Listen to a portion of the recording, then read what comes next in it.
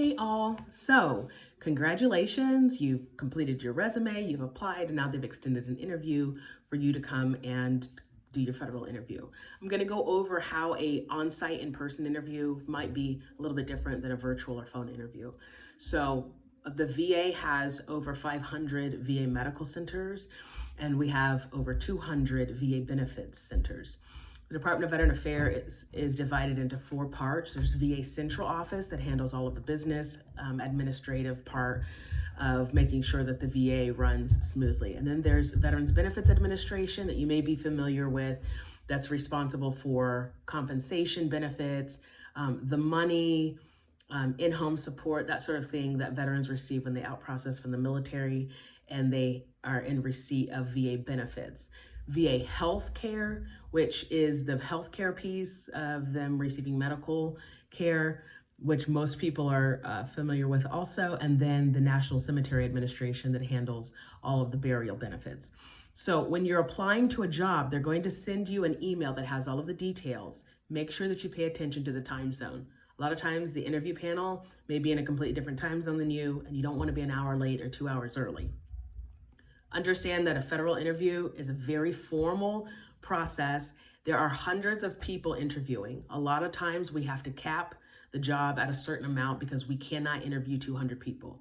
So you may see that the job has been capped at 75 applicants or 200 applicants, like I've mentioned before, and they have to assess the qualifications and extend interviews for those that are qualified.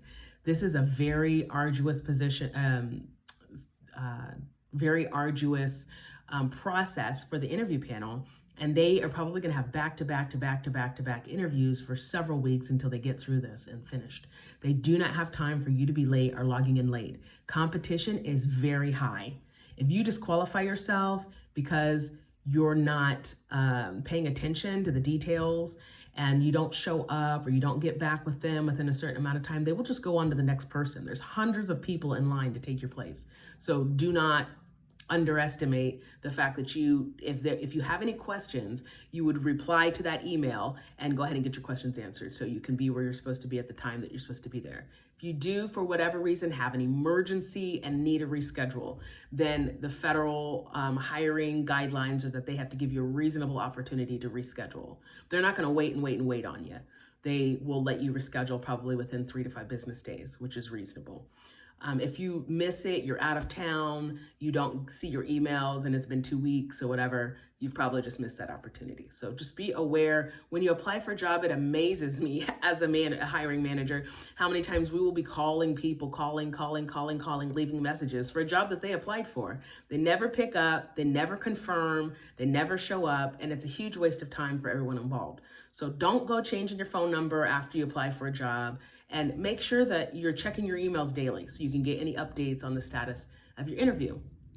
They will let you know where to report to, and if it's on site, especially for those of you that may be applying for a job that could be like maybe in clinical care with the VA, then you're going to probably have to park at one end of the campus and walk to the other. So allow yourself some time to get to the location. If you're applying for the IRS or Social Security Administration or Department of Defense or Executive Office of the President or any other federal department, then they are going to let you know where to report to. It's possible that you may have to travel or make arrangements. Just be where you're supposed to be at the time you're supposed to be there.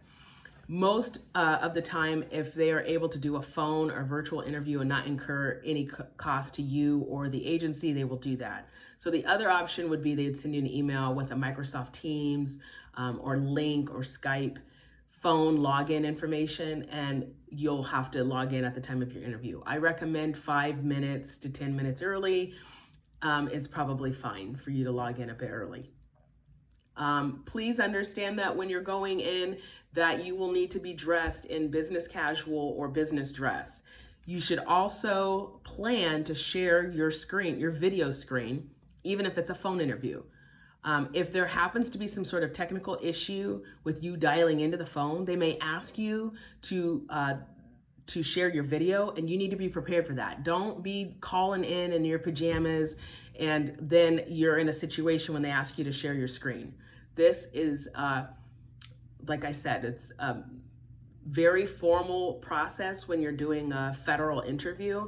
And so you should expect that they are at least going to be able to see you from the waist up, and that you need to be dressed up like you're dressed for an interview. Especially if you're applying for a leadership position, senior leadership position, supervisor, manager, deputy director type job, you need to be dressed up and look like you care about the job that you're applying for. They will orient you to the room when you get there. They'll let you know where the exits are. They'll introduce themselves and let you know who they are. And the same thing goes for online or virtual. They will tell you their names and let you know who they are and let you know they will be interviewing you. They will tell you how many questions they're going to be asking you and your time limit. Please take note of your time limit, because some federal interviews will cut you off when you get there. They're not going to let you keep talking and talking. They got hundreds of people to interview. So you need to be aware of the time. They will also offer you an opportunity to ask them questions at the end. Do not leave money on the table by not having a question prepared. And I will go over a couple of questions that you can ask at the end of your federal interview. They will also escort you out. Typically, if you're going to be on site in an interview, they will escort you into the conference room or area that you're going to be interviewing and escort you out.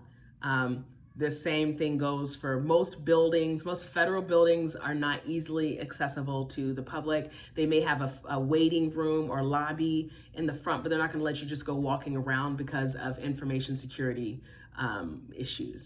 So if you do have any sort of special needs or accommodations, you have a hearing device or any sort of disability that's going to cause you to not be able to hear clearly or understand what they're saying, you want to let them know at the very beginning when they're introducing themselves and orienting you what your needs may be, and they'll be happy to accommodate you.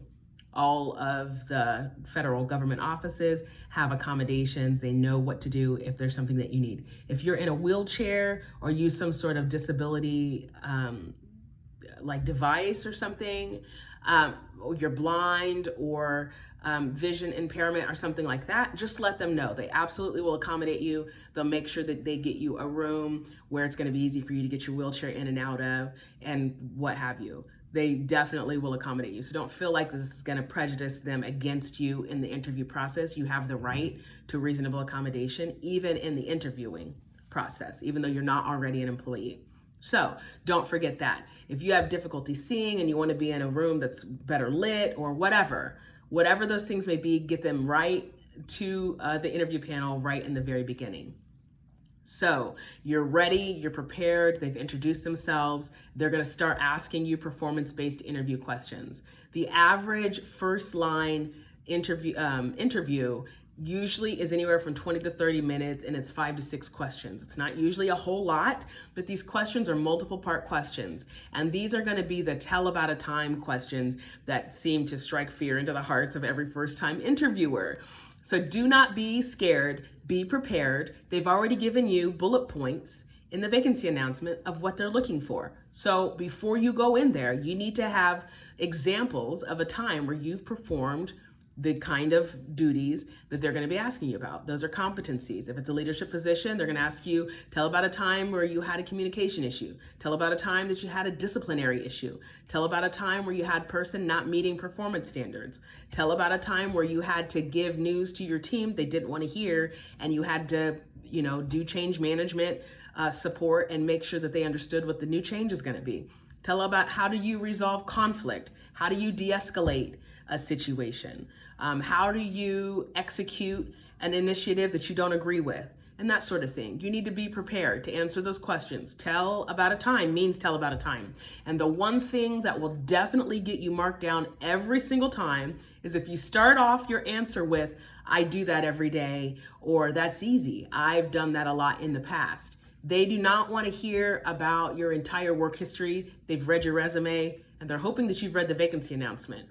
Don't go into a long diatribe about the things that you do on a daily basis. Just tell a story about the one time that you performed a specific task. I promise you, if you go in prepared, you'll be much better. Most people either talk too much or don't talk enough. And all that is it comes down to preparation. So they're going to ask you all of those questions. There's no way to prepare or to get a jump on what those questions are going to be. You're just going to have to go with it. And hopefully you've done enough research on the position that you know what they're looking for.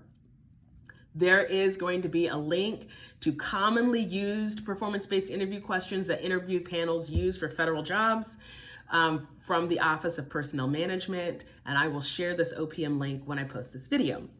So lastly, they always ask you, is there any questions that you have for us today? And a lot of times people say no.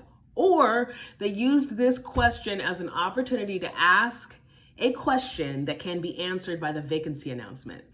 Do not, I repeat, do not in a federal interview ask a question that can be answered by reading the announcement. Do not ask what the hours of operations are. Do not ask who your supervisor is going to be. Don't ask if they have a training program. Don't ask about tours or anything like that. You can negotiate all of that after you get an offer. Ask them about something personal or that's going to be to help you better understand the culture. They are interviewing you, but you're also interviewing them to see if they're going to be a good fit. If this is a job that's very short-staffed and they have difficulty approving a bunch of extra leave, you may want to know that. It may not matter to you. So I have a couple of questions that I have used in the past, and these seem to be pretty good questions. So I'm going to share some with you. So you can ask them, what does a typical day look like in this position? You can ask, what duties or deadlines are the most important in this role? You can ask, what qualities do the best qualified applicant, do you think, would possess, outside of what's already been listed in the vacancy announcement? What qualities? Like, this person is going to be having to give a lot of presentations, so they may need to have really good presentation skills. Or this person needs to be very computer savvy. Or this person is going to be having a lot of discussions with executive level leadership, and they need to understand how to speak to business processes and initiatives and what have you. They're going to tell you, they're going to answer your question. You can ask them, what do you like the most about the job? What is the most challenging about the job? What caused you to want to work for wherever, the VA, the IRS, the whatever? What parts of the organization mission are you most passionate about? You want to get them talking so they can tell you what kind of culture is there, what they value, what's important to them, and whatever they say, you want to make sure that you respond to that. So if, like, say I'm the person on the interview panel and you're asking me, what's the greatest challenge? I'm going to tell you, we're currently short-staffed, and our greatest challenge is looking for people who are wanting to start a career and stay in this, in the organization long term. We're looking to make an investment into people, so we would like people who are interested in learning and growing and, with moving up within the organization. If I was responding to that as an applicant, I would say, thank you so much. That's exactly what I'm looking for. I'm looking for a place where I can learn and grow, and I have opportunities to, expand. And I'm really looking forward to finding out how my skills and experience can be developed in this organization.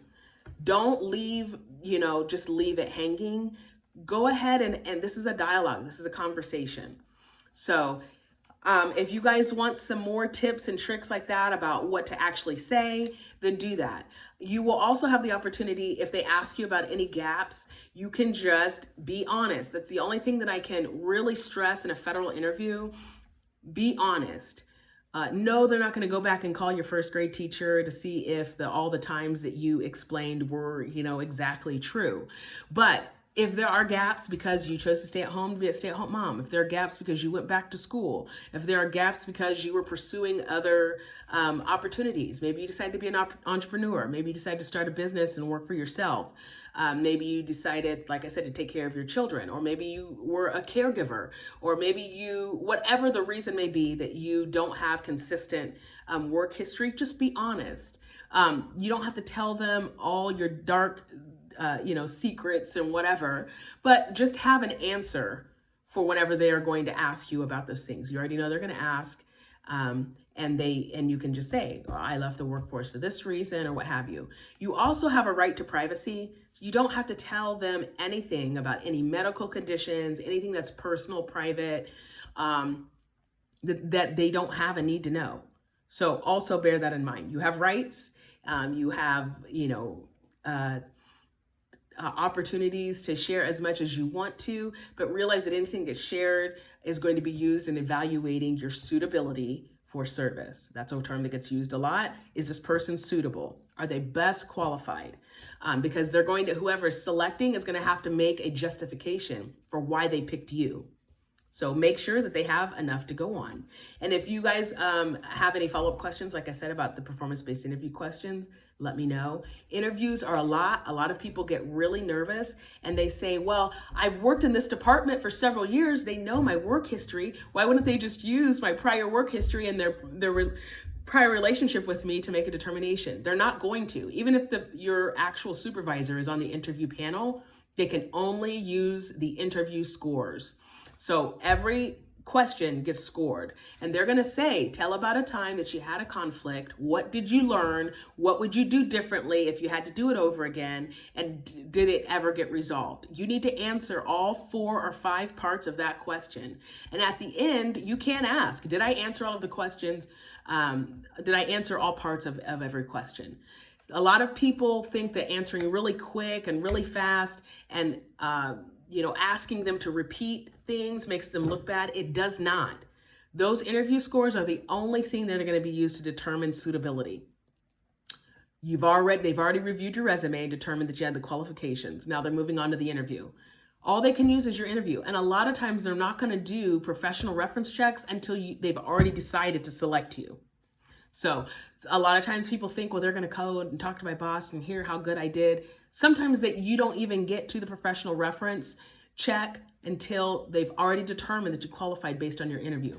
The interview is huge, okay? It's like 80% of what gets used because numbers are a whole lot easier to justify than, oh, I like this person. Oh, they were dressed nice. Oh, they were well-spoken.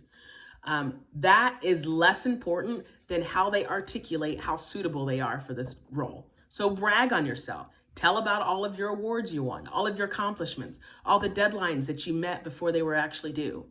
Breathe, right? Think about what you're trying to say.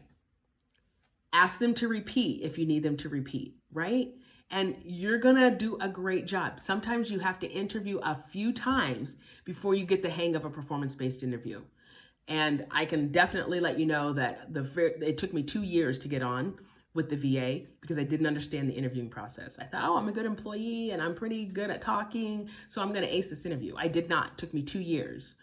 And the interview process is long. Do not ask them, when am I going to hear back? When are you guys going to notify me that I've got it or anything like that? If your federal job is the only job that you have that you're applying for, it could take 2 to 6 months for you to fully onboard. So don't quit your job and go look for a federal job. That's not usually a smart way to do it because you could go a lot of weeks without a paycheck. So don't ask them when the position is going to close. Don't ask when they're going to make a decision. They may go ahead and share that information with you, but it's an unnecessary, I'm going to go ahead and give you the answer right now. Typically, interviews can take a pay period. So that's up to 2 weeks, and they usually like to have it closed within 14 days. And they will start making offers and everything, but it could take up to a month to 2 months for them to notify you that you got the job. Okay, there's your answer. So now you don't have to ask. Okay, make sure that if you guys have anything else that comes up that you ask me. I know this one was a little bit long, but I wanted to give you the details about the interview. Show up, be dressed, for success, be articulate, do not feel rushed. But make sure that you have already prepared because preparation is usually the reason why people don't get called back.